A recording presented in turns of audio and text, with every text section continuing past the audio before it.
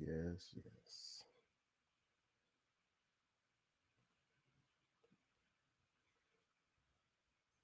We ready, people. We are ready.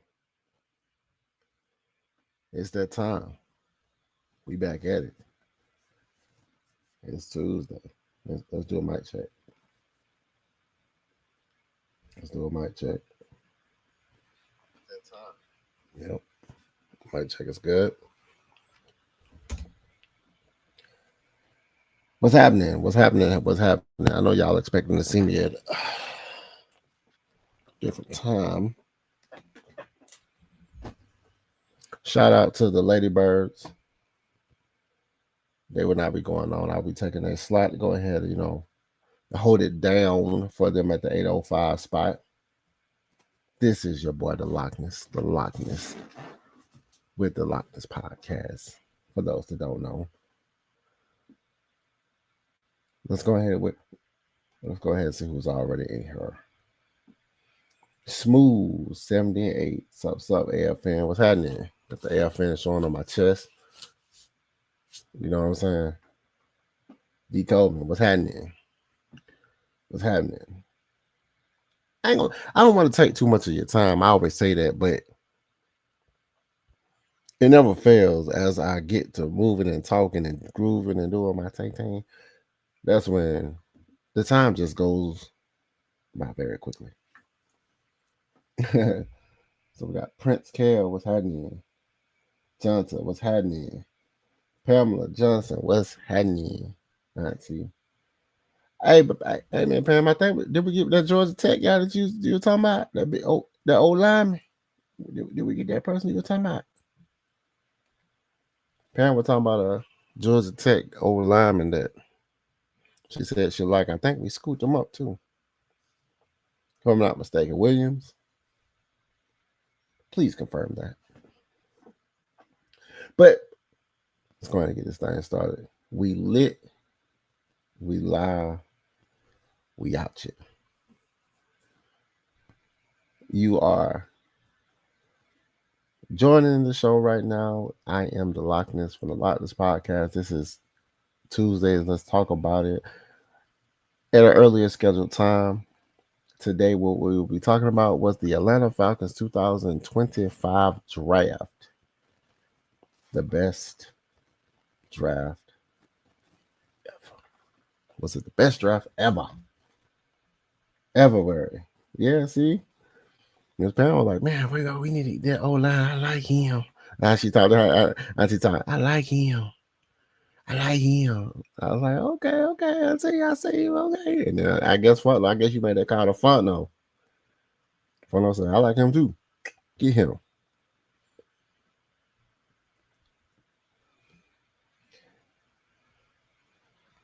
T. Terry, what's happening? He said Carson Vincent. Oh, yeah. The other guy. He said the best in a minute. D. Coleman said this was the best in a minute. Red and black. All I see is red right now with my shades on. Everything right now with these shades on is red. That's why I like these shades. I don't see nothing but red. I don't see nothing but red. So shout out to everybody that's already here from the Lady Committee, man. That's D. Coleman, Prince Johnson, Ms. Pam, Auntie, Bobby Boy's on Tree. What's happening? Terry, what's happening? You feel me?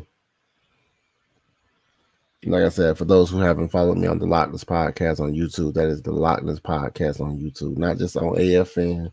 If you haven't subscribed to my channel, go to my individual page and sub to my channel. Help me get to 250. Like I said, I got some signed memorabilia that I probably toss to someone or someone's. I got a whole bunch of stuff. And then if I get the 500, I might just go ahead and give one of my loyal constituents, one of my loyal peoples out there that's rocking with your boy the Lochness. Give me the 500 subs. Give me the 500 subs. I might just go ahead and get you a Falcons jersey of your choice.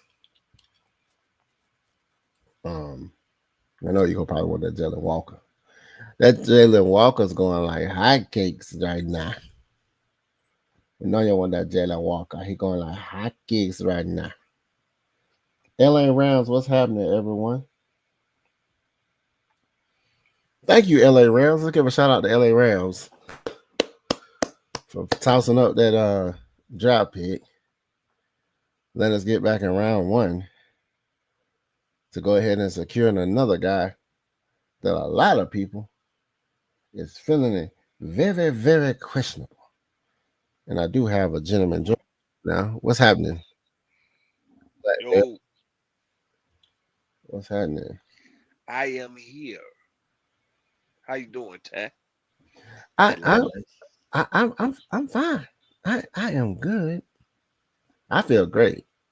After what I've just witnessed, and this is I wanted to one of the things what I wanted to talk about the undrafted category of guys we got today, which was crazy. I like some of the people that we got. I was like, dang, they didn't get picked up. That's crazy.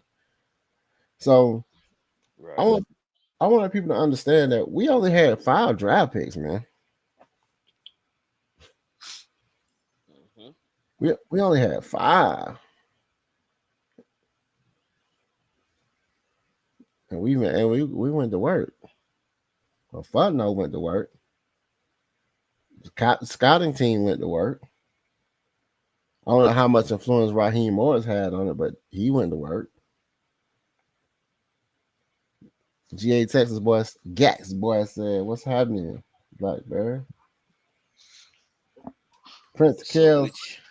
T. Terrence said, "Kobe is a beast at CB." See, he's a little undersized, but what people don't understand about being undersized, it would be different if he was fat as hell.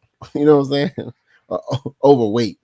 He can build that up during the out like training camp, all that stuff. Put on, you know what I'm saying?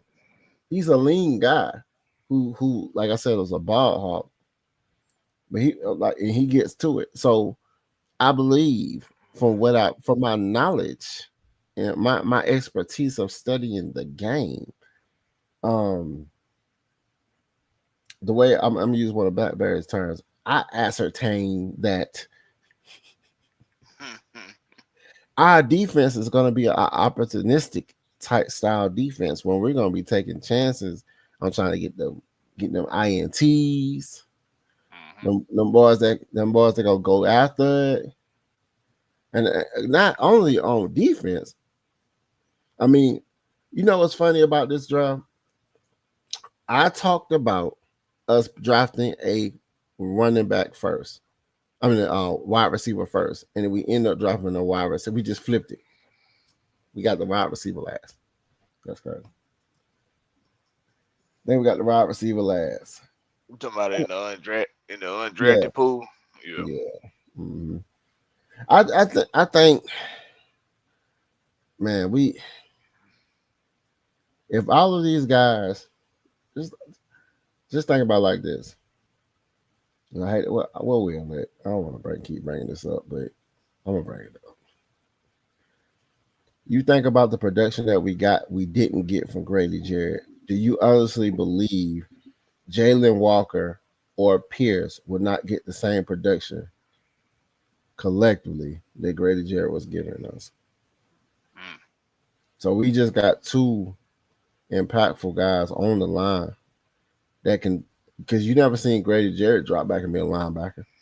Just saying. And then and they also played on the line, putting their hand in the dirt.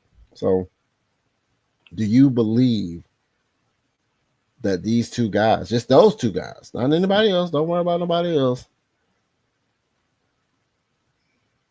Do those 2 guys, and then those 2 guys, they could be on the field at the same time. Hmm. They could be on the field at the same time. Grady wasn't a versatile guy to a point where he could be in the linebacker core. So that's what we mean. That's what we were talking about, getting his same production with other guys that don't cost as much. They don't. I mean, no, they number one draft pick, so they gonna cost something later on. But we got like 4 years to decide that. We got like 4 years, or maybe they ball out in 2 or 3, and then we ain't gotta worry about all that. Larry said, "What's happening, home team?" What's up with you, Larry? They What's up, got chat? What's up, everybody in the chat? they all got picked up in the 8th round, according to Terry Fontenot. Facts. Yeah, 11 undrafted signed free agents. I about to say Um, next week for that signing. Yeah, it's a. Can you mind if I go down that list of people? Or that? no, man, you can go down. You can go down. You can go down. You can go down that list. You can go down. I got the list right here, but go ahead. In Oh my no, BlackBerry, well, but go ahead. Go ahead. Go ahead. Let let them know. Go ahead. I well, don't at all. I'm gonna call out the names that The notable mentions. The notable mentions. the notable mentions that should have went drafted Mm-hmm. but fell to the undrafted pool. First is Kobe Bryant. You went over him already out of Kansas. Yep. Uh, he's listed as 6 foot, about 180. Mm-hmm. Uh, so he has some length. Mm-hmm. So we'll see how that work out for him. Then there's Joshua Gray, offensive lineman out of Oregon State. I was Um, so I was like, wow, I thought he was gone. Because after we picked, bro, I wasn't even interested in what nobody else did. I can tell you that right now. I wanted to I see don't. what we did. Yeah, Yeah, after, but some of the names I was just like, bro, dude didn't get picked up. Go ahead, yeah. go I ahead. don't know. I don't know how Joshua Gray didn't get picked up. He should have. He was a guy that could have went like 5th round. He could have went 5th round, probably auto. no later than the 6th, but he Mm-hmm. was expected to go like the 5th. Um, What who about else on Kobe? What here? about Kobe? Kobe, what? Kobe Bryant. He was like a third, four, 3, 4. I I can't remember his projection, but I want to say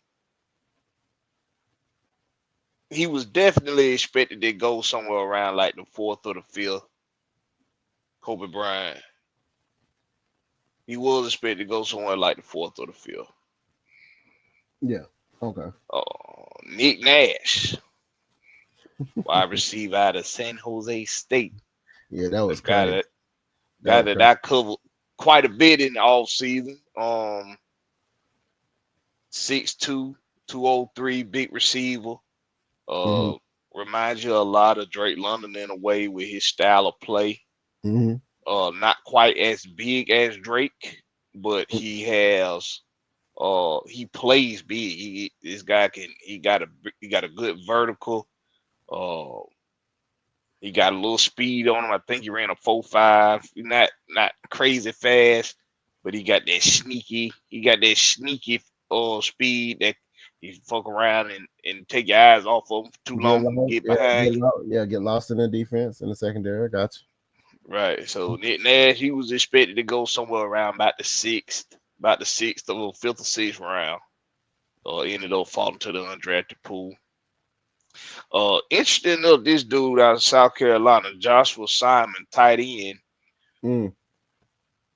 I thought he would be one of the tight ends that went somewhere mid draft around the 4th round. He Mm-hmm. ended up falling to the undrafted pool. Jacob Black. And Malik Verdon, linebacker out of Iowa State. Mm. Mm. I thought he'd go in the draft. Ended up falling all the way to the 8th. So you got Jordan Williams, offensive tackle, 6'5" out of Georgia Tech. That's the guy that you and Miss Pam was just going over. Mm-hmm. Nathan Carter, running back out of Michigan State, Yeah, he was decent. 5'10", He was 200 decent. pounds. He was decent. Very low center of gravity, but dude was moving. I looked at his highlights. I was like, oh, Yeah, he a little pocket hamster, man. yeah. He remind me of he was. it looks as if we getting people that if the main person ain't out on the field, we have a good substitute.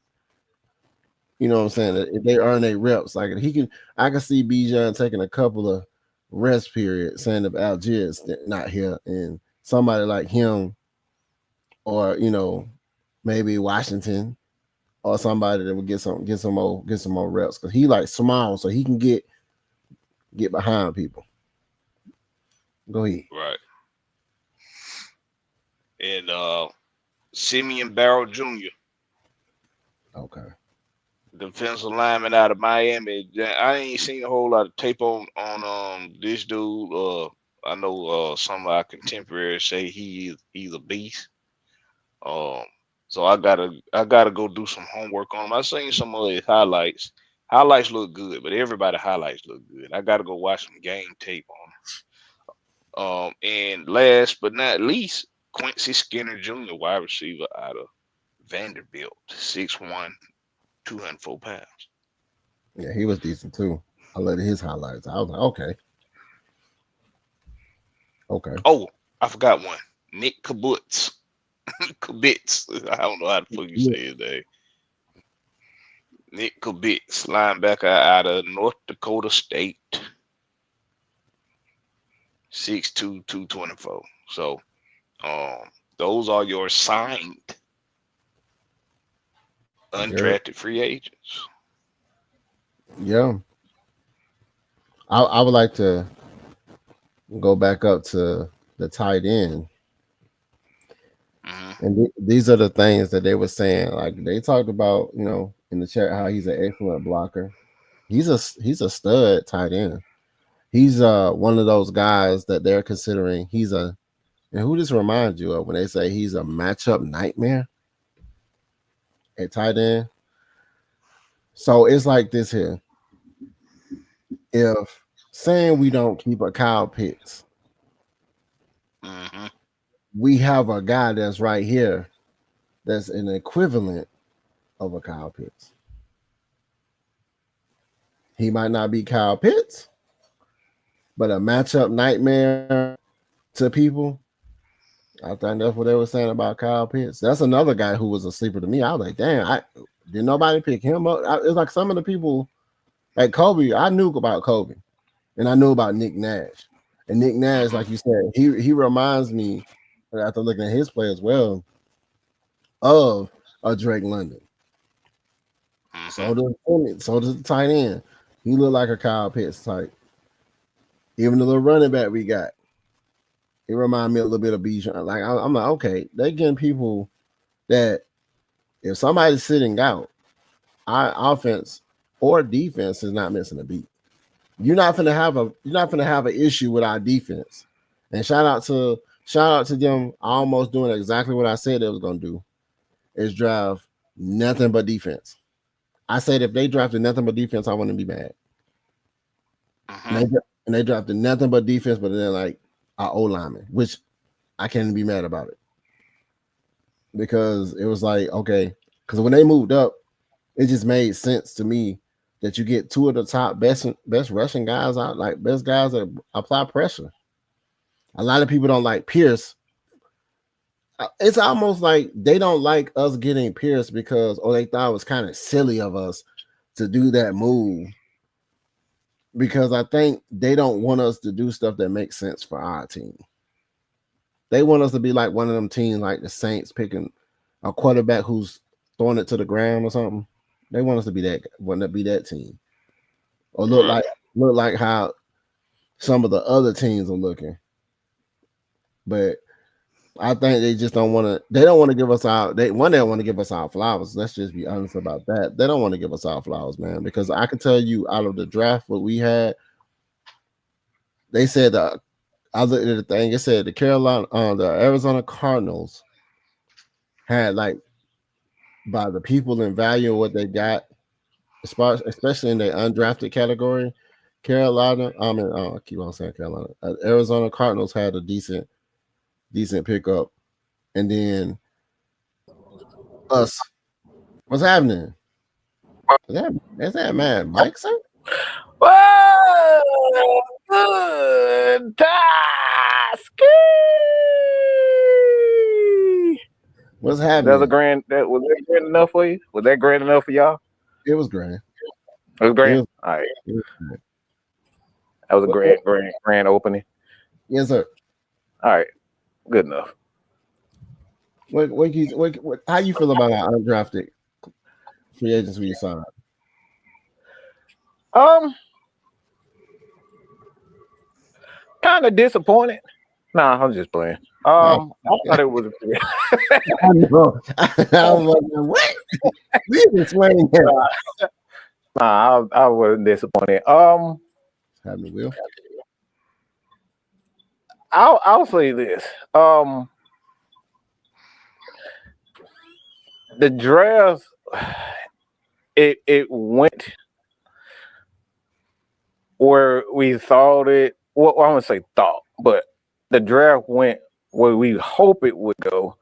But we still see that they didn't neglect the offensive side of the ball. It's like clearly they didn't, especially with guys like Nick Nash, Joshua Gray, Nelson, the big tight end Simon from that big tight end, kind of body structure almost exactly like Kyle Pitts. So it just tells me that they know the type of player that they want, and that's always a good thing because most organizations have no clue the type of players, and they just be picking up a bunch of experimental guys.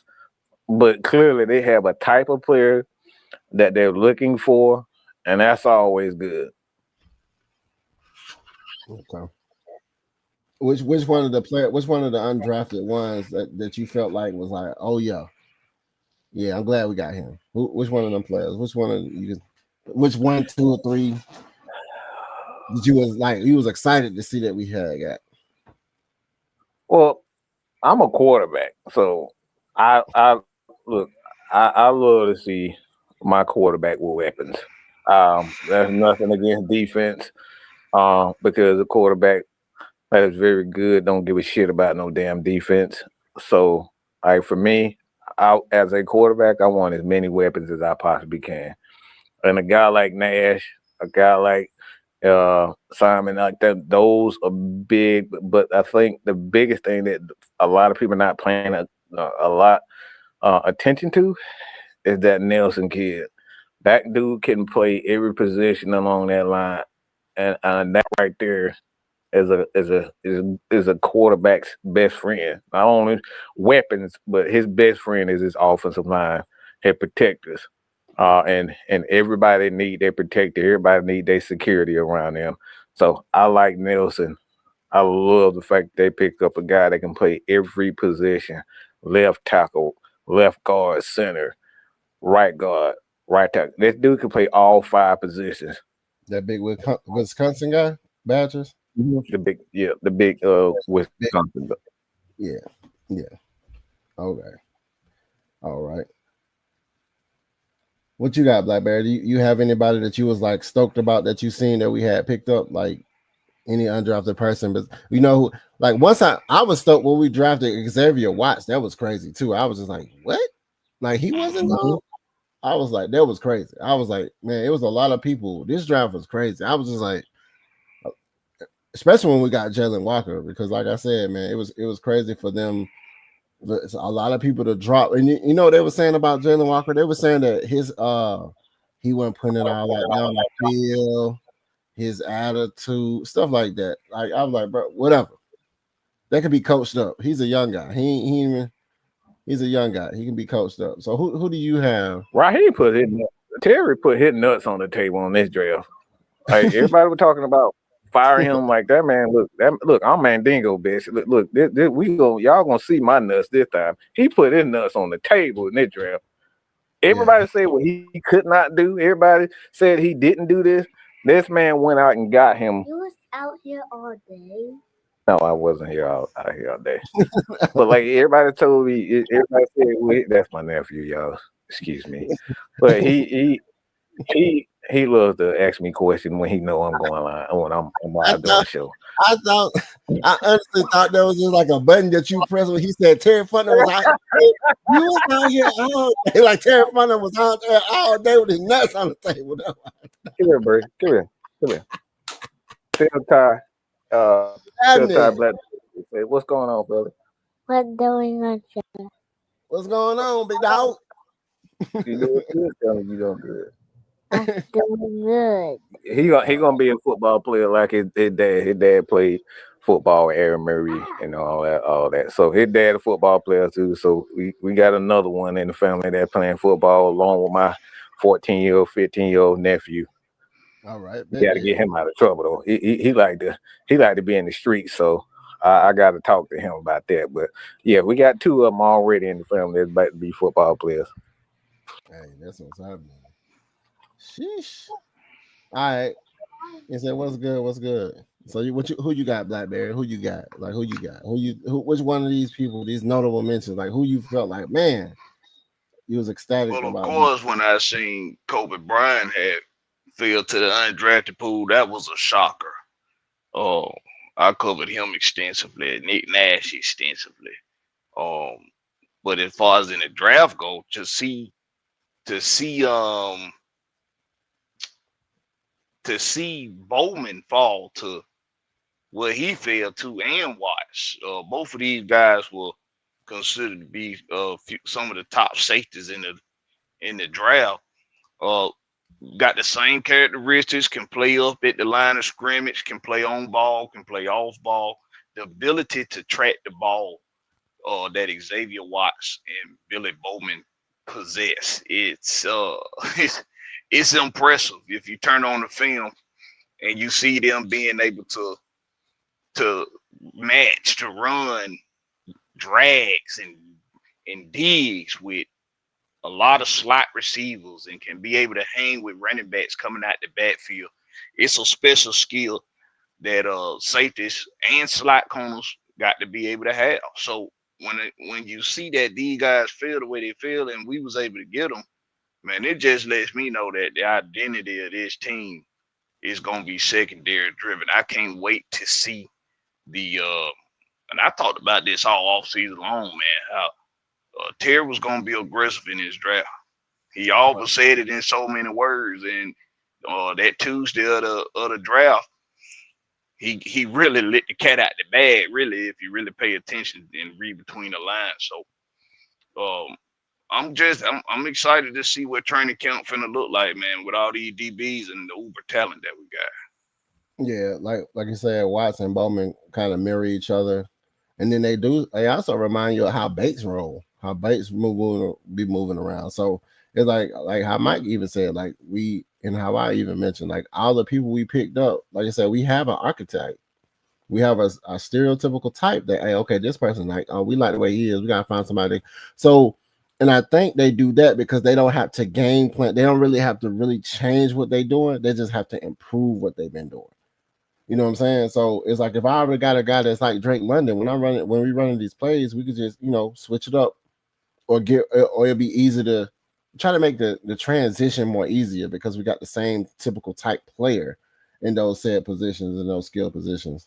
So and not just that, all of them, most of them was captains on their teams, yeah, and Xavier White. See, people forget he got experience playing in the playoffs.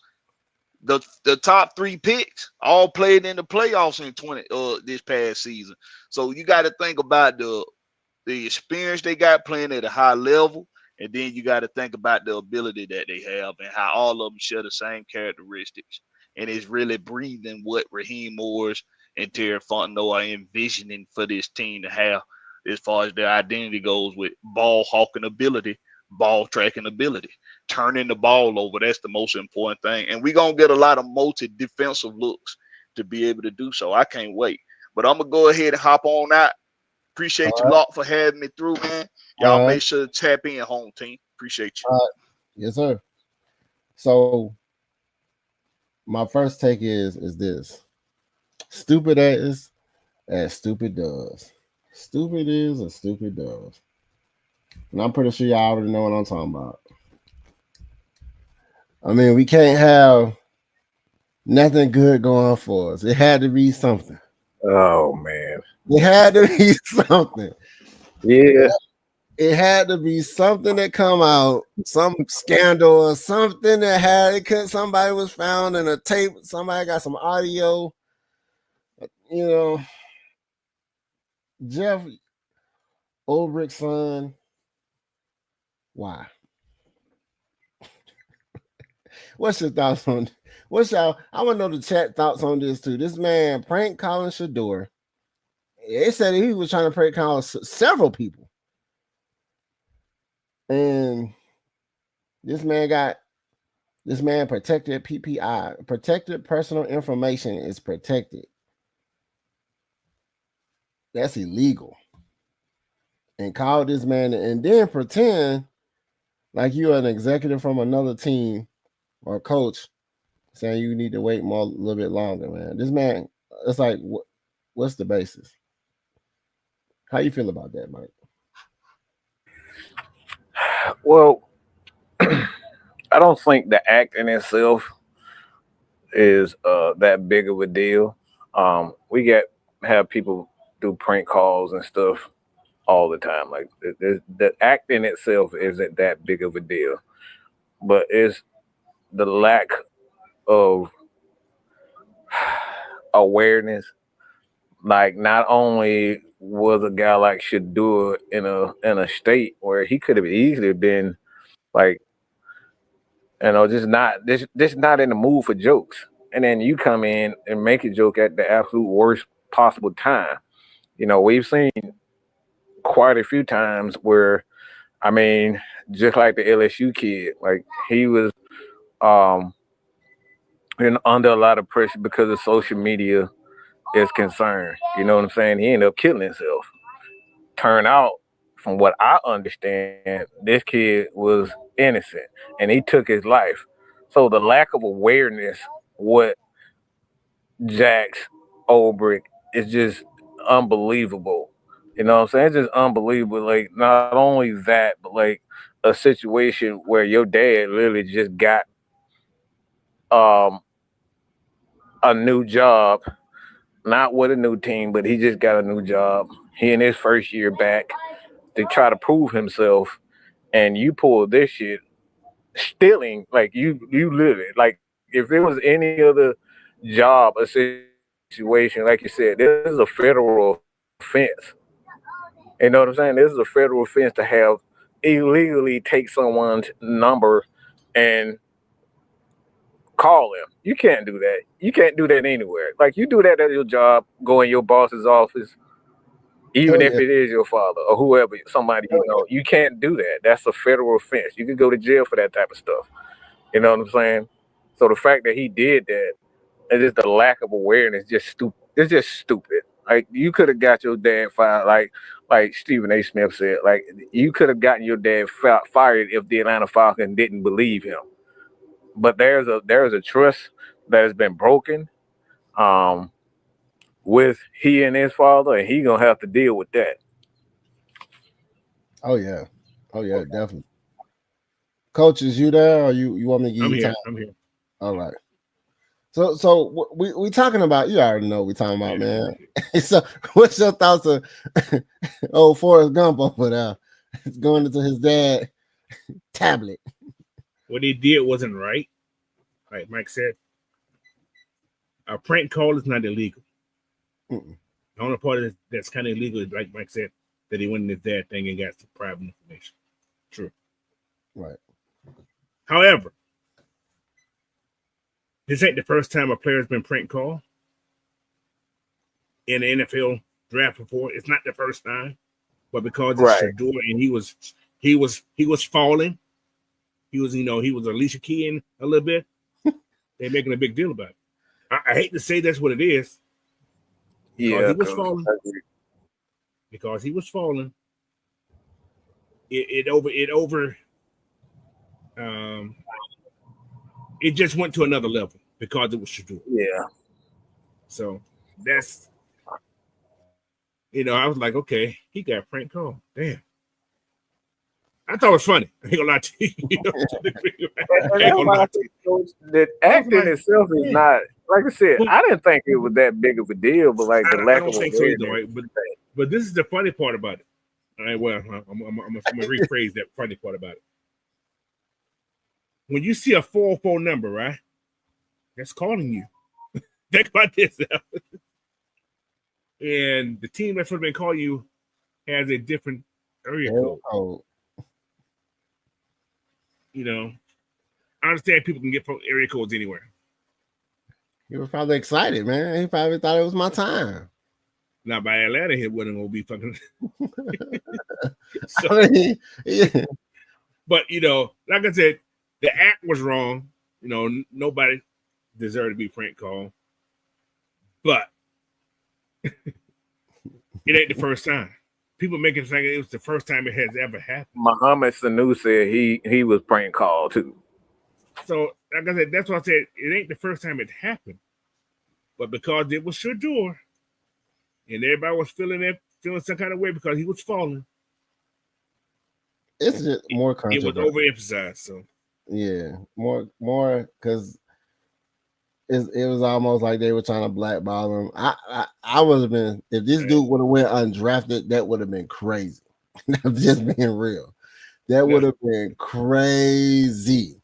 And just just to make a point about something about what we did last year. You see why we drafted a quarterback last year? Mm. You see what the hell we had to work with this year? Think about it, people. People were trying to think that we was gonna tank just to get Shador. I said, for what? Even before Pennis, they were like, yeah, we should 2 more years. I said, 2 more years. Yeah, why did Shiloh get pranked? No, I'm just saying.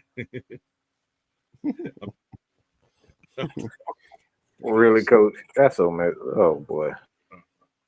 That would have been a better prank. It was good, gentlemen. What's happening? Will the Reaper? The thrill? Yeah, exactly, D. Coleman. ISM was obtained. That's exactly right. Yeah. I was. What's happening? But can I say one more thing, Ty? Yeah, of course. We chilling. People saying that 21 ain't a kid. That's a lie. Oh yeah. It years is. these kids' life was taken away from this COVID shit. They was all in the house stuck. They weren't grown. They was damn babies. They was kids then. So he technically he's only 18 technically, if you want to look at it, because of that situation. Right. You know, but you know, hey, it is another story, man. They apologize. It's over. Move on. Shadow wasn't upset. Well, he was a little upset, but he wasn't making a big deal like everybody else is. So, Look, and I'm not one to talk about whether or not a dude is a kid, because when I was that age, look, tell me, Mike. I was facing federal charges. All right, so I'm not one to sit up here and tell somebody about dumb stuff, doing dumb stuff, because I did plenty of dumb stuff. At 21, shit. Well, it make it work. Yeah, I was doing some dumb stuff at that time. I can promise you. All right. So what you got to say? I'm gonna rewind a little bit. What you have to say about the undrafted?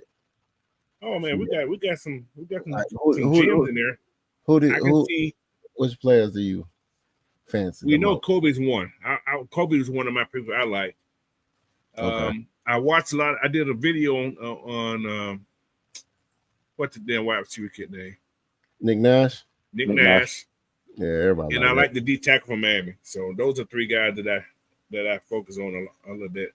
And I haven't went in more details about the other guys, but those are the 3 that I first noticed that I like from the draft. What about each one of these players that you like? Like what is it? Like if you can say, okay, this person is a ball hog. This person. Well, Nick Nash. Okay. Nick Nash was a ball hog. He can go get it. I like him. He ain't the super fastest, but he's fast enough. He has faster game speed. How's that? Okay. Then what you look at the 40. And the only thing I hate about the guy, the D tackle. I ain't say I hate about it, but he's a little undersized for me. He's more like he's definitely a 3-tech, maybe that outside guy, but he's not a nose tackle. He's not big enough for the nose tackle. And Kobe, I just like Kobe, but Kobe played real well in that defensive backfield for Kansas. So him and his partner, who got drafted actually. So, but yeah, it's just those 3 guys, top guys, man. A lot of people are saying Kobe was kind of a little undersized. He's lean. Thin. He's pretty thin. Yeah, a little lean. So I mean, but you can pack on. You know what I'm saying? You can. Yeah, AJ was thin when he came out. What you talking about? Man, any excuse to do, man, is what I say. What you got for me, Will? I've tried to preach this online as well. I mean, I like Simeon Barrow a lot, and shout out to Simeon Senior, who I was trying to get a little chat with. So if you're listening, come on the show. The boy's looking good though. I mean, yeah, he may be a little undersized, 6'1", 283, but he plays with hustle and he plays with high motor. I've been keeping an eye on him since Michigan State, and he looks decent. Okay. To be fair, I think he's got a lot of motor and a lot of upside potentially for us if we can use him. Like Coach says, is that 3-tech, is that off guy? He's not got the size to be a true nose. Okay. Let's see. What the chat thing? Let me see what the chat's talking about.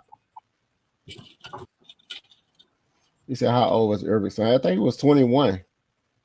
Yeah, 21. He's 21. He was 21. I mean, legally he's of age and he's adult. Of age, yeah. Like that, he ain't right.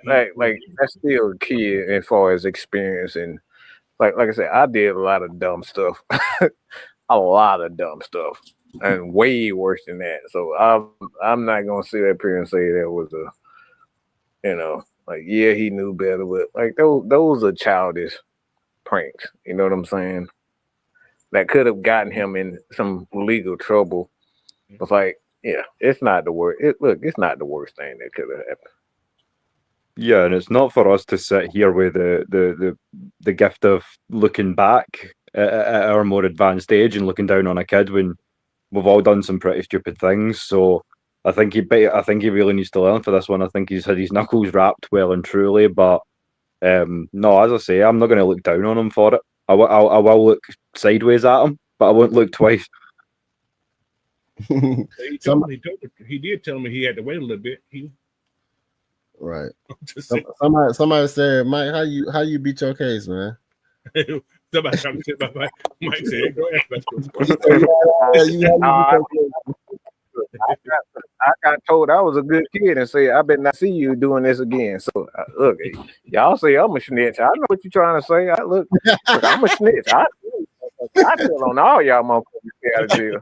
I don't know what y'all think. I'm not going there for man one. You ain't taking my he's the guy on the first 48 after you see them when they go to commercial. Yes, I am. I'm telling on everybody. I done been around all my life. I done been around dope and a lot of gangsters all my life. Look, I know when to tell and when not to. Y'all not about to get me in there. Nope. I'm telling on everybody. So the motto of the story is: if you did come in here trusting Mike, I'd leave that at the door. Look, Sammy the Bull Gravano told, so why the hell I can't tell? All right, the next take is what you see is what you get. And I say this is like, out of everything that we did, how do you feel about this draft being, because people are saying this has been like the best draft that we have had ever. And I think it's just because of, like Mike mentioned, how Terry Fontenot was making moves that no one was expecting him to make. Even with the little that we had, we still got, grand 5 hits, bro. We got 5 hits. 5 hits. 5 hits. 5. So out of that's impressive. Besides the extra bull on the side, which was annoying, because like I said, they're making it about Shador and they hold the situation. So what y'all feel, basically, what you think our motivations was for what we did, like why we moved up, why we picked. I mean, I know why we picked Jalen. He was available. Shit. I mean, but like, what do you think after everything that we did? What can you feel? What can you say about our identity moving forward? Like, what is it that you can see them doing? Like a strategic mindset on why they made the decisions they made. Well, I think you just said it there, Ty. He was available, and I think the guy they originally wanted at 15 was James Pierce. So when he was still on there at 20, 21, 22, they were like, no, we can't pass this up. I mean, what are we really giving up? A 7th round pick to move up? And we're first round for next year, and he's worth that. I think he'll definitely prove worthy of that. So I don't feel like we made much of a mistake, as much as the Mel Kipers of the world would tell you otherwise.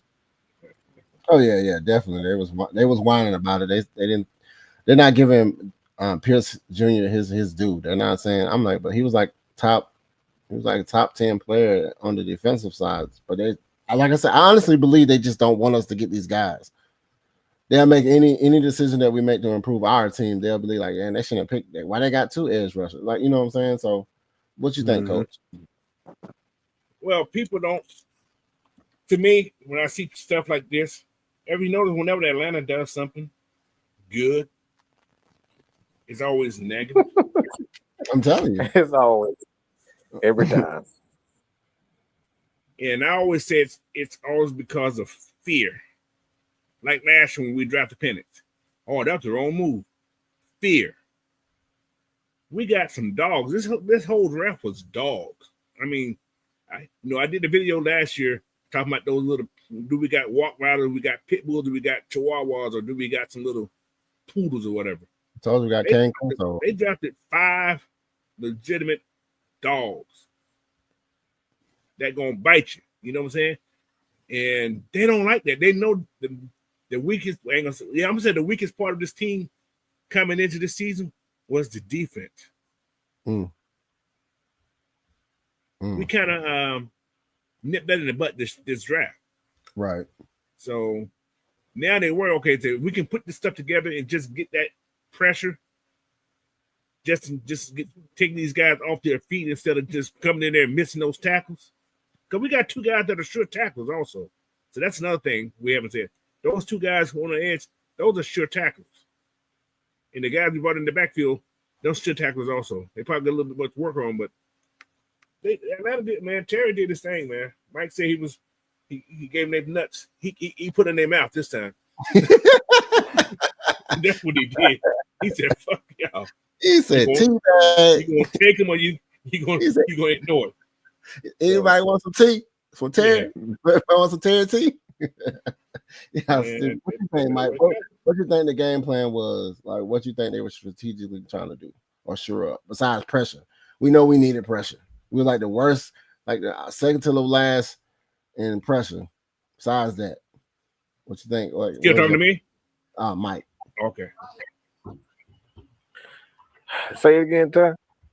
Like, what you feel like the moves that we made and everything, the additions that we acquired, what you think was the mindset on what they was trying to strategically put together for what we had or what we didn't have? Like the people we picked, like what would you think their mindset could have been? Because a lot of people felt like we should have got other people. Like this whole Mike Green person. They wanted Mike Green instead of Jalen Walker. I just think they're just interested in getting the best players available. Like if you look offensively, running backs wasn't guys out there that just stood out outside of Genty. Wide receiver, it really isn't a guy out there that you can say that's a Julio Jones type of prospect, Marvin Harrison Jr. type of prospect. There's nobody out there. Tight end, that's questionable in regards to how good these guys actually are. But defensively, look, man, Jalen Walker is one of the best defensive players in college football last year, and he has been for the past 2 years or so. James Pierce Jr. is one of those guys that you look up, and he's just a special athlete. He has that frame to be a Javon Curse, a Julius Peppers. He has that frame.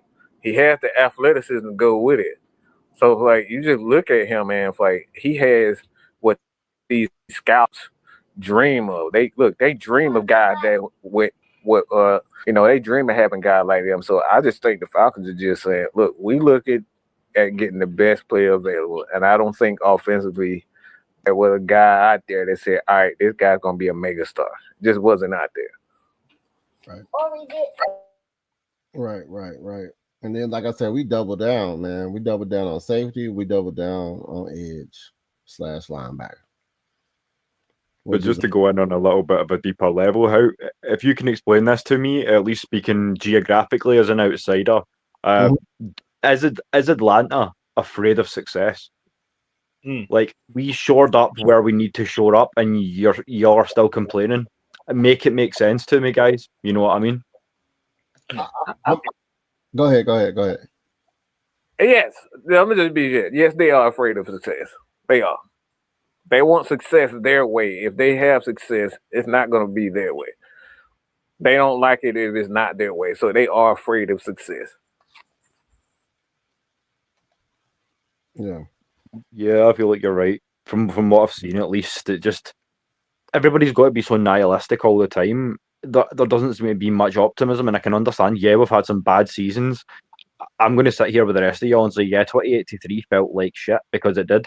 But at the end of the day, if you're not able to sit and look back, take a breath, and see the vision at this point, like, then I don't really know how much better to explain it at this point. Like, all you're gonna have to do is wait and see what happens at training camp, and that'll prove what we've been saying this whole time. These last sort of 4 or 5 days. Yeah. Remember, this was a fan base that was complaining that we were 6-3, and they was complaining how we were winning at one point in time when we was like, it's crazy. So it's like, I'm upset that we're winning. We didn't win by a touchdown. We just won by a field goal. It's like, it's crazy. So my mindset is, I thought like how y'all mentioned, we sure up where we was lacking at. We got pieces and impactful players that you can plug and play them essentially like right now. Like they have the caliber, the players that we pick with. Like, you go ahead and put them in now if you want, after they get coached up a little bit. But they're ready to go now. And yeah, 100%.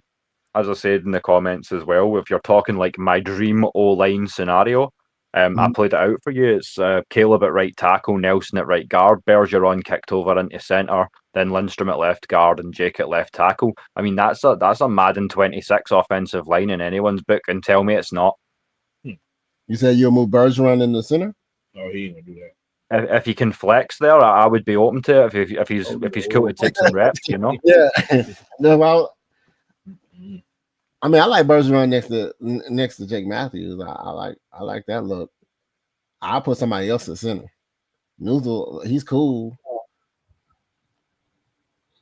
I need somebody aggressive, and I just don't. I don't see that aggression from Noozle consistently getting downfield in the run game. So I understand what Will is trying to say there, because I don't know yet with Noozle, but who said Nelson can't play? Nelson. So this big ass. Yeah, that's what I'm saying. Like, I like Joshua Gray. Gray is another one of those guys. Like, he can sneak up in there and be that guy that they sign on free agent. So, like, Gwen, another one of those guys. I thought he improved as a center himself. So it's like we don't know what they're really thinking. Maybe that guy is on the roster and it's not named Noozle. Yeah, I just feel like I want the guys up front that are going to be dogs and are going to lead that running offense. I mean, I want the guys that are going to be striving and pushing to get that extra few yards to get into that second line and compete. You know what I'm saying? Yeah, I can agree with that. Did y'all see that article today that came out? They was talking about they had 7 players on this list here. They said starter, right? Mm-hmm. Yeah, that was me. Yeah. And they said out of the 3 stars that was under these 7 players, Atlanta had 2 of the 3. Mm-hmm. And this is what from PFF, right? I think yeah, that's right. PFF. Yeah.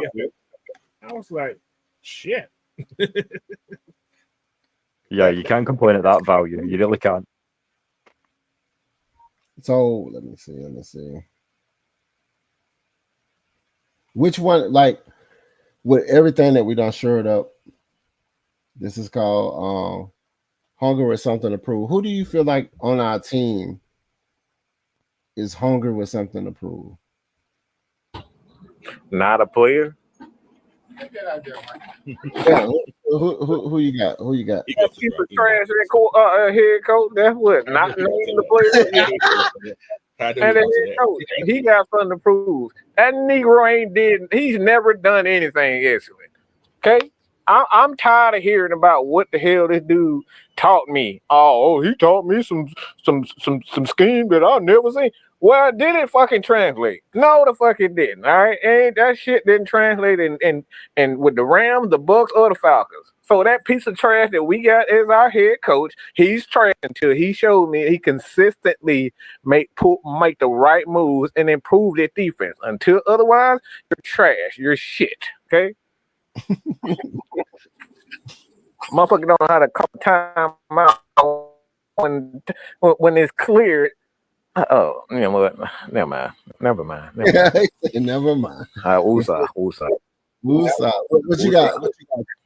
What you got, Coach? Who do you feel like on our team is hungry with something to prove? They got something to prove, and they hungry.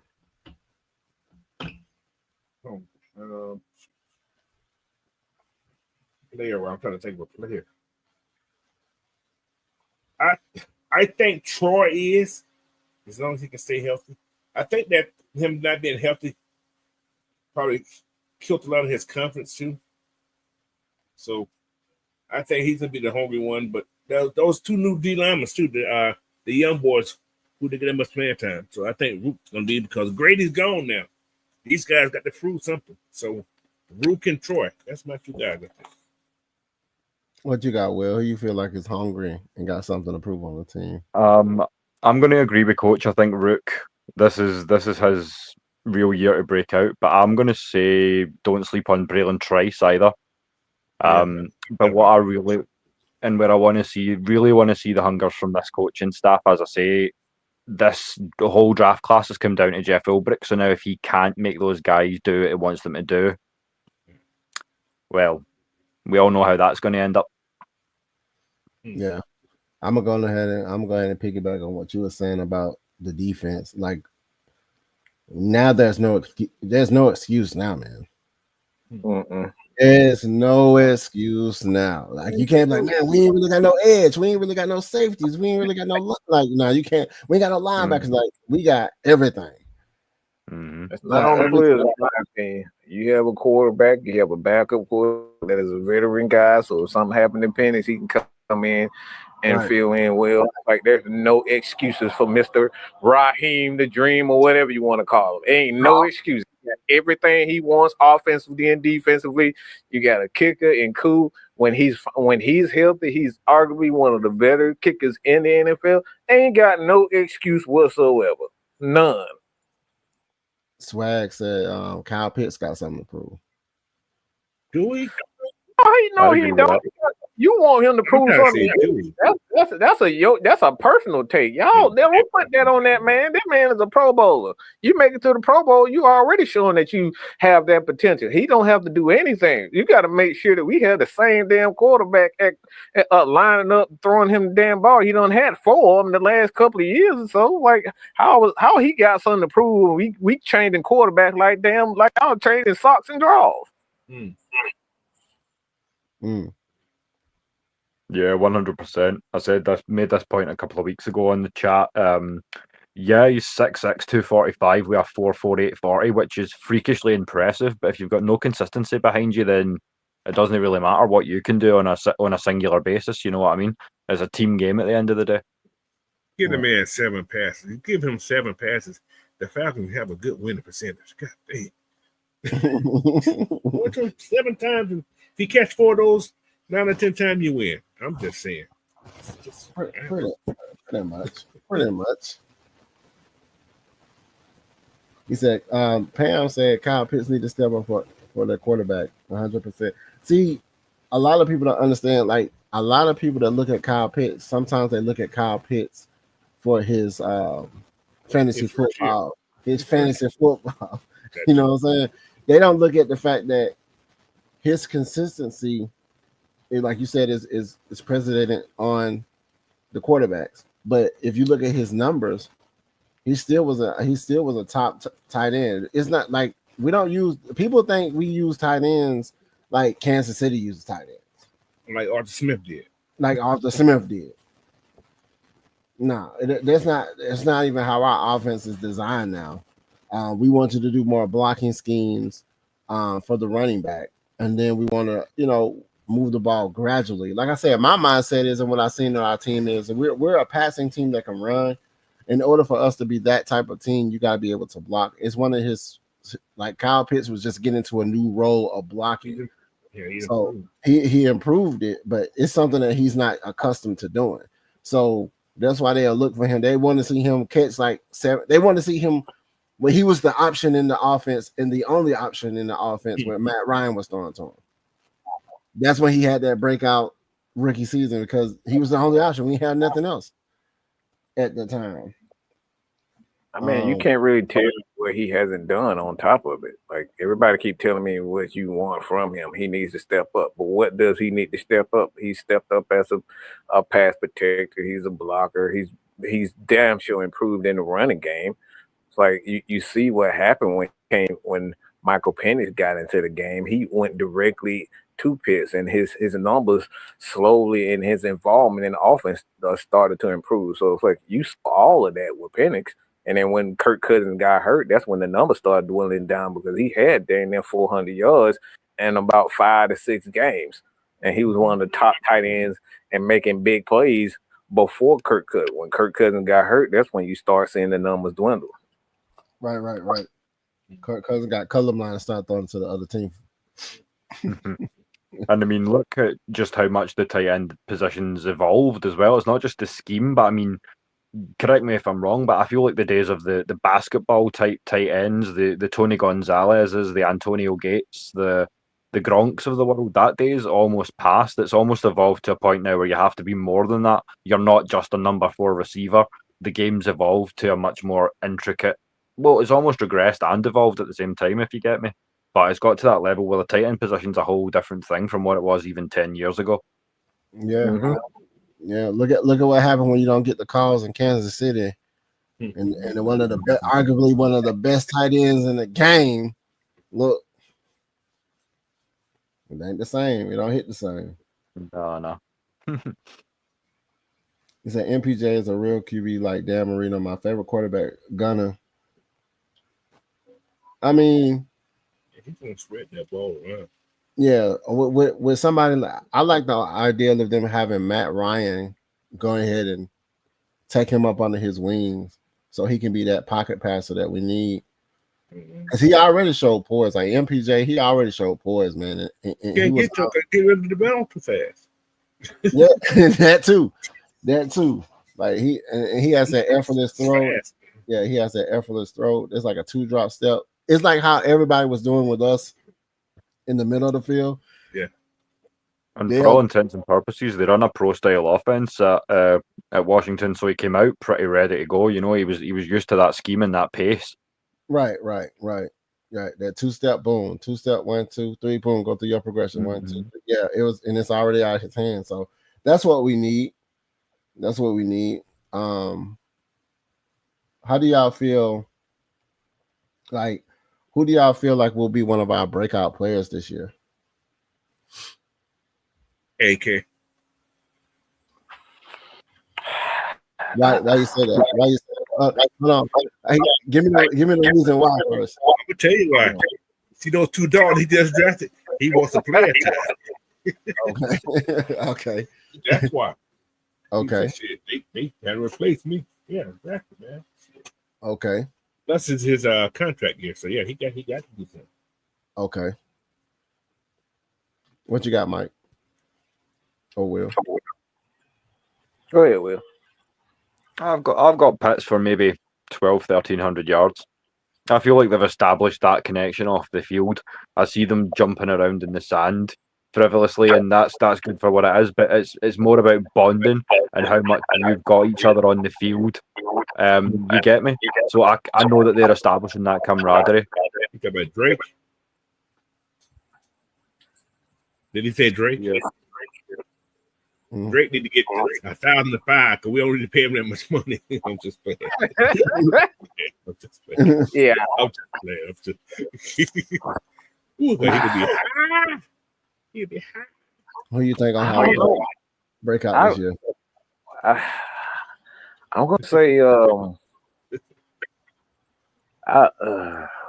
man. I'm gonna say Troy Anderson, man. I think Troy, man, this defense could be really special if we keep him healthy and him being able to do what he can do. Like this dude you can put him on the edge, you can put him in the middle of the defense, and he can do some amazing things athletically. So if I can get him, I think this defense will be special with Troy Anderson in that middle. Because now you can play with Caden Ellis. Now you can play with Walker. Now you can play with Pierce. Now you can play with AK. And them guys gonna love that because they don't have to worry about being in the middle because we got the guy in the middle doing his thing. Okay. Yeah, and one more thing that I seen just in the chat there as well. How do you guys feel about the Steelers cutting for former third-round pick Kentavious Street? More of that sort of in the middle sort of archetype of guy. Have you guys had a chance to look into him yet? Or the guy they just cut the other day? Yeah. Kentavious Street, I'm sure it is. Yeah. No, it ain't Street. Street's on the team already. What's his kid name? I can't what's the guy name? Yeah, the kid from Pittsburgh. No, I didn't see that. The name's gone. I should just share them last night as well. Is it what? This is what happened when you get old kids. if you can help an old man, drop it in the chat. That's it. Yeah, my TV's out. That's it. Thank you, sir. I just had to go on the computer and find it. Okay, yeah.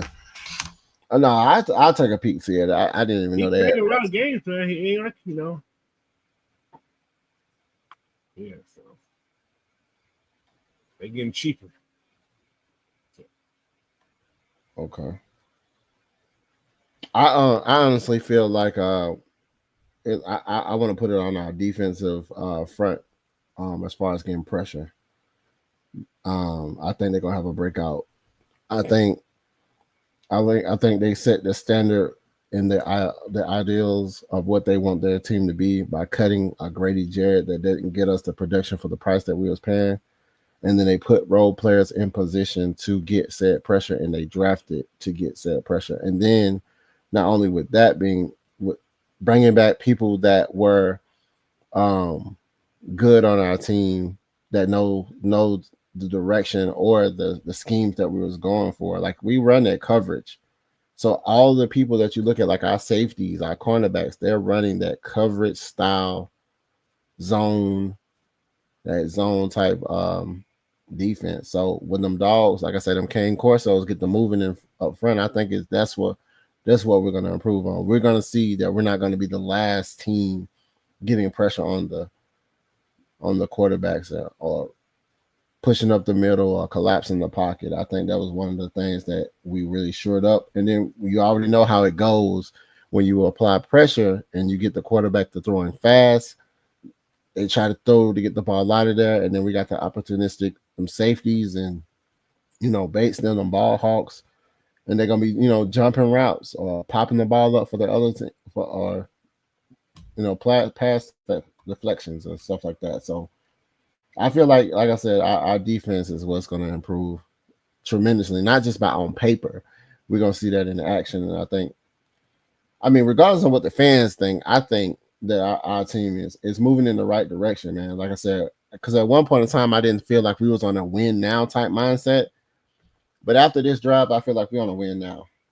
After giving up, because like Blackberry mentioned it before, like sometimes you got to give up everything to get the things that you need right now. Luckily for us, a lot of people we got came in the undrafted, but the picks that we did pick, they was all splash picks, all good players that impactful players. And like you said, he hit on every all 5 picks was a great pick.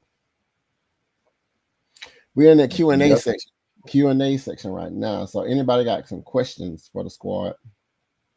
And before you all launch into that, I'm just going to backpack on something you said and backtrack a little bit as well. What you said about leading from the front, I feel like that applies to both the offensive and defensive line. As I said earlier, I feel like that's why I like the idea of Jack Nelson playing more right guard, because that puts two 6.5-foot monsters on your QB's blind side. And you remember that Penix is a lefty, so the field is flipped. So the right would be his blind side. So I feel like if we get the guys in position who need to be there, the guys who are going to have that dog mentality and have the size and the attitude to enforce that, I think once we get our guys in place, but we're definitely making the right steps. I don't feel like that can be disputed. But I feel like there's one or two positions. Center's a big one, as me and Mike were saying earlier. But I'd say we're 90% of the way there. So I don't see why this isn't I'm giving this team maybe a 12-win ceiling this year. I think that's doable, even with the strength of schedule we have. Okay. Mike, you want to answer this question? What you think we're going to do with Tyler Algier? Trade his ass. His ass about to be gone. When he got no money for his ass. We didn't draft a running back this year. His ass gone. We got one in Jason Kelly. What do you see like a trade target? I don't know if he'll be traded. Just kidding with that, but like it could be traded. It could be just letting him walk because for one, we got to play ball with his agent. We don't know what his agent is thinking. His agent probably saying, "Look, I can get you $50 million."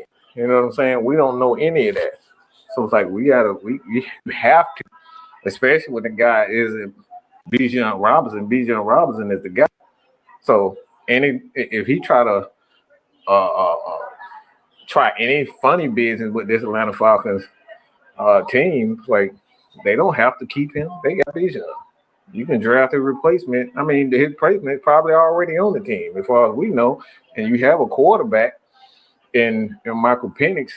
Like I believe this Atlanta Falcons team is going to be a little bit more like the Kansas City offense, where we rely on quick passes and utilize our tight ends, wide receivers, and these screens and RPO concepts and all that. Like, so we're not bound by a running back like that anymore. Okay. Coach, you got something to say about I was Algier? agree with what Mike's saying, because what they may do also, because the trade deadline is in November. I'm sure there's gonna be a running back getting hurt somewhere, and that could be cause filled for Tyler Algier. Okay. You probably can get it during the season. Desperate teams, they may give up a second round pick for Tyler, especially if he's being very productive. So, Okay. He said, St. Clair said, do you think anyone else in the NFC improved their team this drive?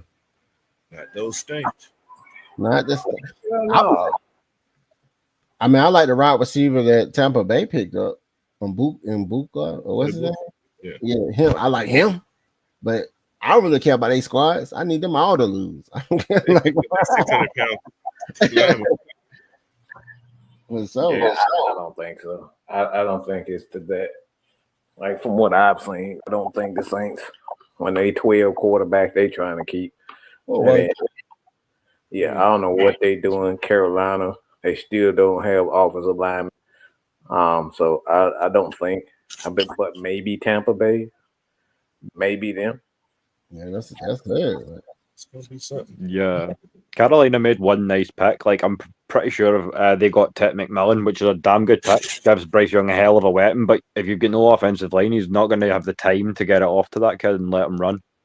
Yeah, It's not going to happen. And if we're building this pressure so much, he's not going to get the ball off against us either. nah, gonna be like how Young was in Carolina, man. They thought he was a golden child and he didn't do nothing. Then they sat him down because he didn't have an O-line to protect him.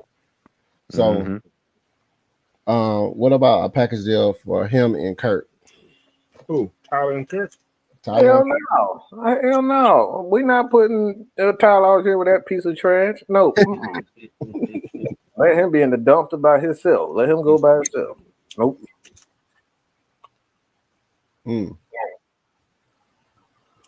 What they say about that?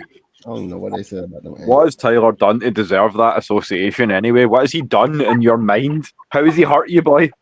Show me. Show me where he hurt you. She said, "Show me on the door."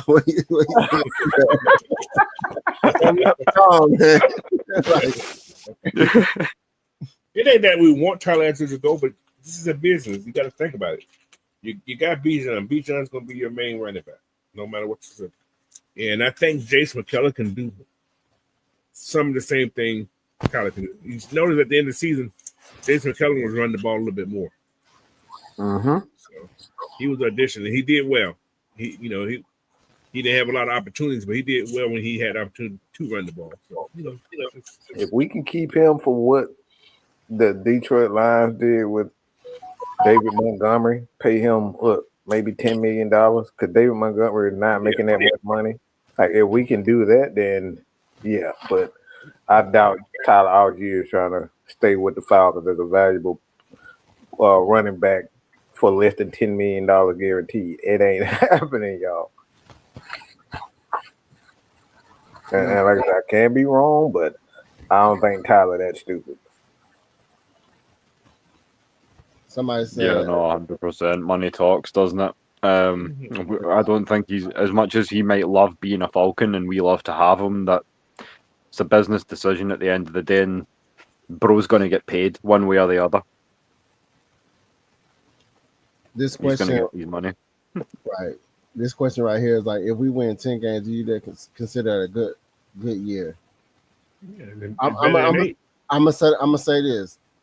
People didn't feel like last season was a good year, but we got out of that 7-10 slump. We did. As long as he improved defensively, I'm good. If he doesn't improve defensively, it's not a good year for him. Good year for the Falcons, but not Raheem. I'm not letting Raheem off the hook until he shows me that he can build a defense that is respectable. I'm tired of getting interceptions. All right, we had interceptions. We have turnover before, and our defense is still ranked 25. All right, and I'm talking about the Super Bowl year. So I'm tired of saying that 20 dead last. We need to improve defensively. That's all I care about at this point. Right. I'm gonna say this. How does that 2016 team compare to this team? Like just by the personnel, we know they still. This team here could be every bit as deep, possibly even deeper. As I said to you before, I feel like we've not been this deep in a minute. When's the last time you've seen a Falcons defense that can run 3-4, 4-3, 3-5, and 4-4 options just because we have a front 12, front 13 now? We are so deep in personnel that the options that are going to present themselves over the course of training camp, there's going to have to be some really difficult cuts, I feel. Yeah, and also, guys, go ahead. Hold on, I was about to get into the cuts too, but go ahead. I was saying that the problem we had in that Super Bowl is we had no depth for people rushing the pass. We got that now. Yes. If we had depth rushing that passer, those guys wouldn't have got tired so fast. Now we can rotate, send people from different directions. So that's a plus. So. Okay. So when it comes to cuts, if on offense or defense, like what do you see us just by on the paper? We ain't seen these guys. We ain't seen how they mesh. We ain't seen how they scheme. Like if it fits, if it don't fit, just by on the paper. Like if you see yourself building this team with what we have, and you had to cut some people, which people will you feel like, okay, I want this person instead of that person? You want that person gone? Yeah, like even if they could be pushed to the practice squad, some people can be pushed to the practice squad, but they got to survive it. Yeah. I'm getting rid of Ray Magoof. He gonna First. give it a Ray. Ray Magoo got to go. I'm tired of having heart attacks when he had the ball in his hand. That boy Plus, was there's a man by the name of Nick Nash coming for that spot. I think Ray is out, and I think he knows his days are numbered. We talking Will. Mm-hmm. You know what, sir? We picked up some we picked up a lot of guys that can play that slot. That slot. We picked a lot of them. Yeah. You got Philip Dorsett that's still there, who can play that slot. Drummond can play the slot. Little Jamal Agnew, who's gonna be the returner, he can play that slot. Mm-hmm. So I think Nash. I think Nash is like a. I think he's like a. He can be the 2. he ain't gonna be no 2. You could be, but you picture that's some good size out of the slot. 6'3", 205, you know. But I like Mooney on the outside too. I like Mooney, but I can see a Kyle Pitts, Mooney, Drake, and Nash. I can see that. And a Bijan. That's nasty. Listen. Yeah.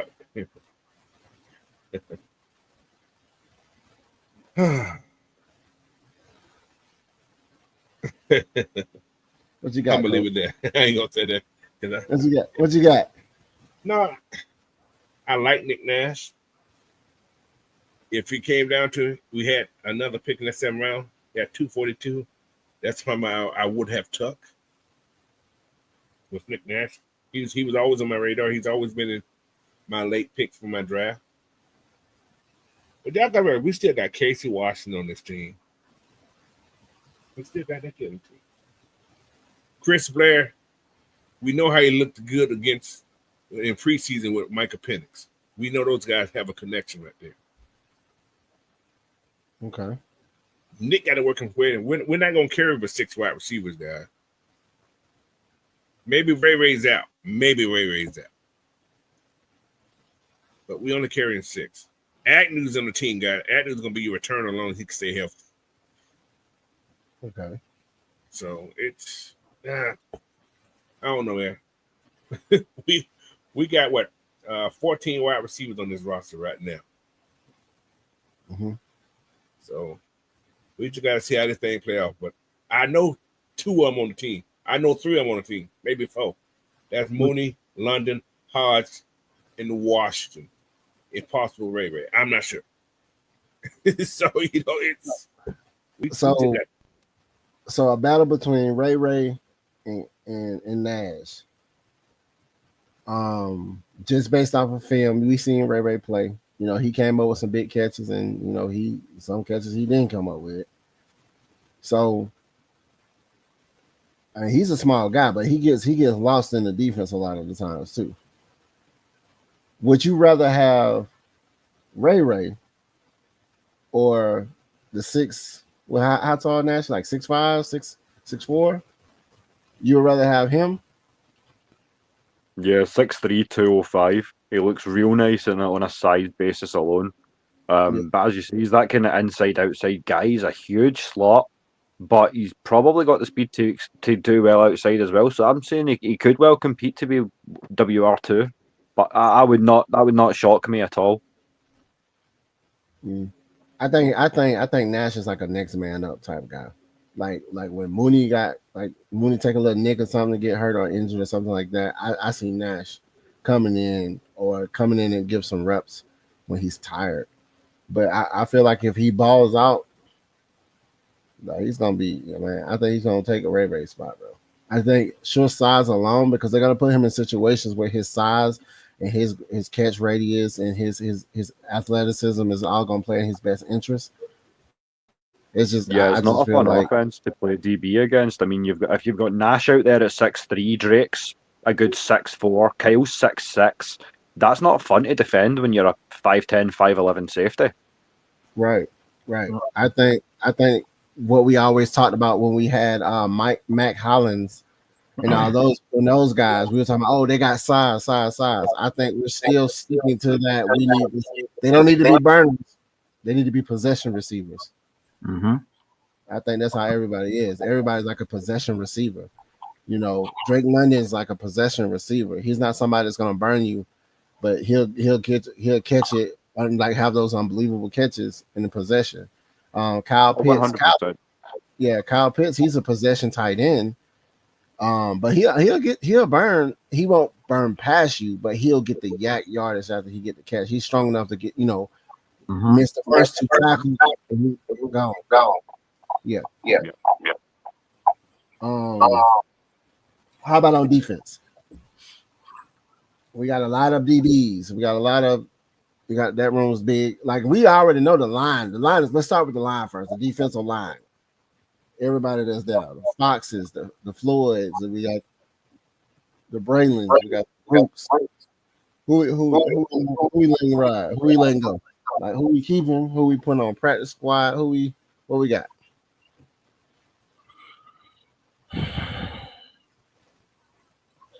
You guys got 3 hours till we break this down.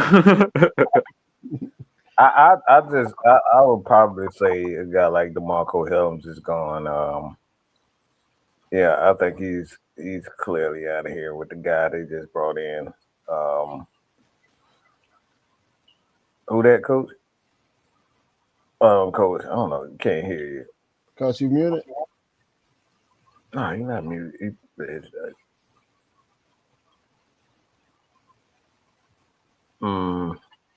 Yeah. You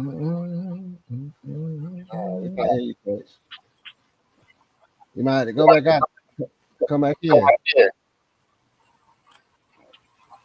But yeah, I can see Helen. I can see Helen's gone. I can see. Do we still got Malone? Yes. Yeah, we do. I can like AK. I can see his time being downgraded just because if he doesn't do anything spectacular, but he had a sneaky good. He had a sneaky good season last year. Like I think he was the one who had the most sacks. If I'm not right, mistaken. Yeah. So. I agree with John down in the chat. I feel like David Onyemata's on some thin ice too. Yeah, I was gonna get the David. I don't know about Onyemata. You gotta have a vet there, man. I'm about to say he's a vet. He don't live on the team like that. He's a vet.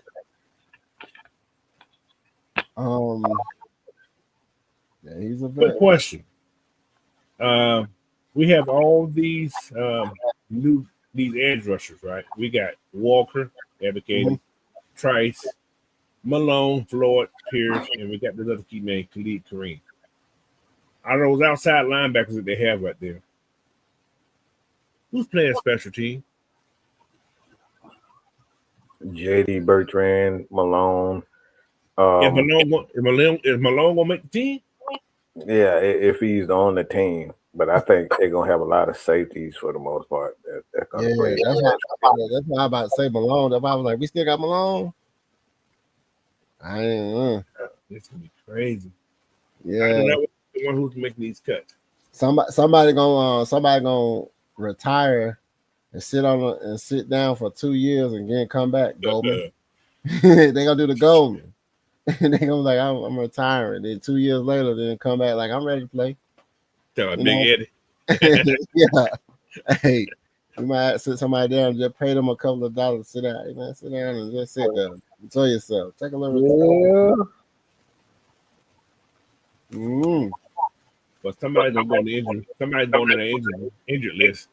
Yeah. And put behind them on that practice squad. That thing. Who is going to be? Don't know. He said Nick Nash about to make this team. I don't doubt it. Undrafted? Push. I believe it. I can see he can. I'm not saying he can't, but man. I mean, he got to come in this camp. He got to be starving. You know what I'm saying? Yeah, he got to be starving.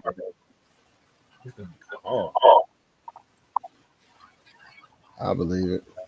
What about this new quarterback we had signed? I don't know too much about him. What can y'all tell me about him? Yeah, Easton Stick. I haven't seen that much film on him, to be honest with you. Yeah, me either. He's the stick man. I mean, he's a guy that comes in and it's like he's not gonna blow you away with his arm, and like he knows where to go and how to get the ball into his game, his player's hands. So it's like it's not like he's not gonna blow you. And he's from the same school that Carson went to at North Dakota State. You know what I'm saying? Yeah. So that means he has a national championship in this belt. He said he's trash. Another name we forgot for the wide receiver room as well. Kadaro Hodge is still on the roster. Yeah, Kadar's he's on the roster. Mm-hmm. At North Dakota State. That's what happens. People always say he trash when they haven't done any homework. He actually had pretty good numbers, to be honest. Yeah, he did. Okay. All right. Any more questions before we get up out of here? Any of y'all have any questions for us to answer on the panel? Like anything, any thoughts, anything? Not too much. All right, I'm excited, y'all. Like I was excited before, but I was like after this, I'm like, oh yeah. I'm ready to see what they're gonna be doing in the yeah. Ready to see what they're gonna be doing.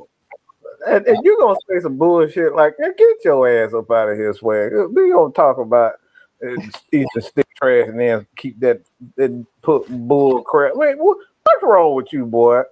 That ain't no damn Swag. You need to change your damn man. So Savannah's stupid, okay? Gonna keep talking about him. We paying him man $30 million to sit on the damn bench. You want to keep it's about winning. Man, shut up. It ain't about no damn winning. You trying to build a team like it's goddamn Madden or something. Want to keep a $20, $30 million quarterback on the damn bench talking about it's about winning. He don't even want to be here. And once Kurt was out, how many did we actually win? Because it feels like there was few of them. It's about winning. But look, that motherfucker threw about 10 interceptions. You still, oh boy, oh Jesus Christ.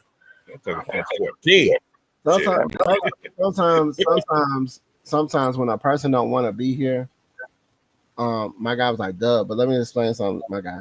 When a person don't want to be somewhere, like you working with somebody at a job and they don't want to be there, they're not gonna do the work. They're gonna make your job more harder than making it easier. They're gonna bring down the morale. They'll do all that stuff. All that locker room presence gonna be off.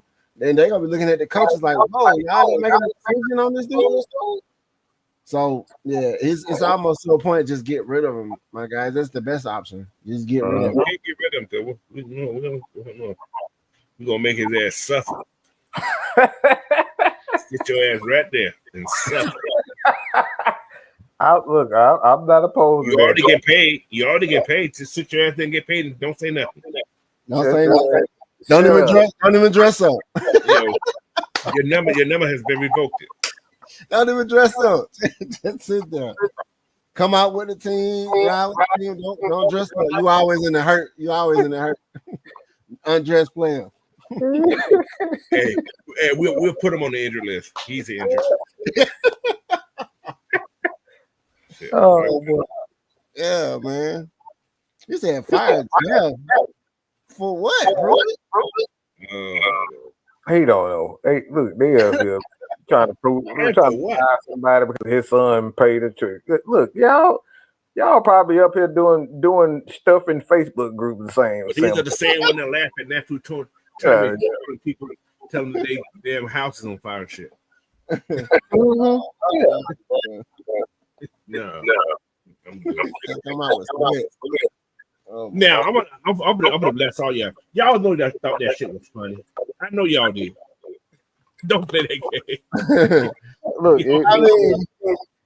I'm gonna go back and look like he was happy. Oh well, that's what pranks for to make you feel like you're happy. Yeah. Oh no, man. But hey, listen though. Like I said, he told me the truth. You gotta wait a little bit longer. He did. Exactly. That's my point. He waited. So it really wasn't a prank. He was just giving him insight. Is what He had the upper hand. It's the wrong team. I was just giving you the insight, my guy. I gave you the inside trick. Oh man. So man, that wasn't right. But this is also I don't believe nothing these fans be saying either, because this is the same people that felt like we overpaid Bates, and then this man was just catching interceptions crazy. Yeah. So it's like, and I love Bates because my other team, if those who don't know, is I like the Bengals. It's one of my teams. I like Orange, I like Tigers. My God, that's just what it was. Now I already followed Bates before. I thought we were going to get T. Higgins, to be real with you. If he was gonna get gone, I thought we were gonna look at him. We don't need him. He cost too much money. He cost too much money. He don't cost. I mean, he know the Deshaun Jackson money with the Browns. With they got 6 like quarterbacks man on that squad. But Shadour's there. They're gonna change. What that mean? Wow. Just for one trick play with a QB's in every skill position. That would be fun. I hate to say this. This is the best thing for that kid. I hate to say that's the best thing for him. So now he has to go out there and prove himself that he's that man. He got to work. Yep. I agree, that's Coach. The best thing for him. Because I can't say he's uncoached. To me, I've heard some stuff that happened in one of the interviews when you doing stuff like that in the interview. Bro, this is a job. This is $1 million. These people finna be paid. You go in there. To me, this is me personally. That's being uncoachable to me. A player like that, because only whoever coached him, his dad, nobody else. Yep. From little league until he's a grown ass man, his daddy coached him. So you gotta be able to bend to their rules. Like I said, this is a job at the end of the day, and you gotta go in and humble yourself and do things that they like to do. Playing with your watch and shit. Do that. I'm cool with that. It's pissing me off every thing I do. Talking about a coach that's saying that to himself. So picture how those guys are feeling while they're watching him do that type of stuff. Like, get the fuck out of here. That's what I want to do. And that's what I talked about on my show. Like that's what I talked about earlier. It's like we can't just go in and do things the way that you want with somebody else's team, squad. Like I said, these guys put in work to even be there. And like if you coming in and their establishment and their team they work for, smacking your teeth and doing all that type of stuff, like, bro, like, nah. Of course they're gonna do you like that. It goes both ways. Your daddy earned his way. You didn't. Bingo. You ain't even there yet. Yeah, you're a whole nother dude. All right. Do y'all have any last thoughts before we get out of here? Yes. A joke is just a joke. You can take it or you can leave it. It's a bit overblown. Yeah. Like, this got to relax, man. It's like, I'm all for having fun. You know, it's a time and place for it, but like at the end of the day, it ain't like that man just went up into it. He didn't do it. It was his child. Well, he shouldn't have let that laptop wide open, but that's he should. But like I said, it's a whole lot of wrong and a whole lot of overblown. No, their son gets slapped in. Right. That's gonna be steel choker.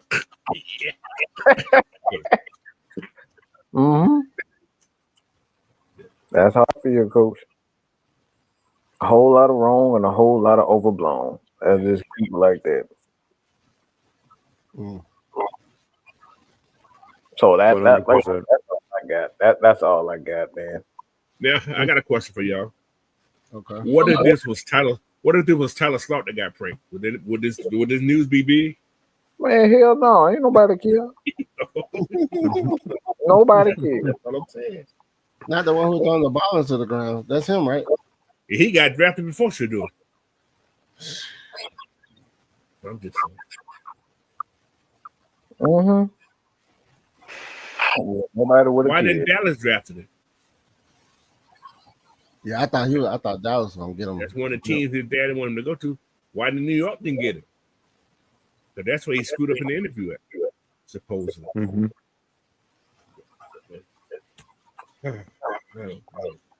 So, like I said, it's not a whole lot of wrong and a whole lot of overblown. And like I said, Shador is not in this. 100%. I feel like it is self-inflicted to a degree as well. You need to carry yourself. Well, as you say, it's the building's built. You're just walking in now, Mm-hmm. Yep. so to speak. Yeah, All be right. all right. I actually hope he succeeds. I'm thinking seriously. I actually hope he succeeds. All right. We get to sack his ass. All right. Where they can find you at, Will? Well, you can find me on X. I'll be plugging away with the boys. So you'll find me on AFN helping the boys out. Just show your love to Coach Unchained, Mad Mike Sports, Atlanta Falcons Nation. You know what to do. Lochness Podcast, Home Team with Blackberry. Show all the creators some love. In the meantime, just keep it real. Let's not panic too much. I know the Falcons fans' tendency to freak out, but we're here. Just if it gets too much, you can just message us. Right. What you got, Coach? Coach Unchained on everything, man. I should be doing a video coming out, but then I'll probably be live on Friday. So. Uh-huh. All right. Mike, the villain. We will be live tomorrow on the Heavy Hitters, myself, Jude Talk Sports, and the Don himself, 6-man K-Styles, doing our recap. But it's the Heavy Hitters on the Heavy Hitters live show. You can check us out there. Like I said, man, it's football season. I met my quota and I'm happy. I ain't gotta do shit else. You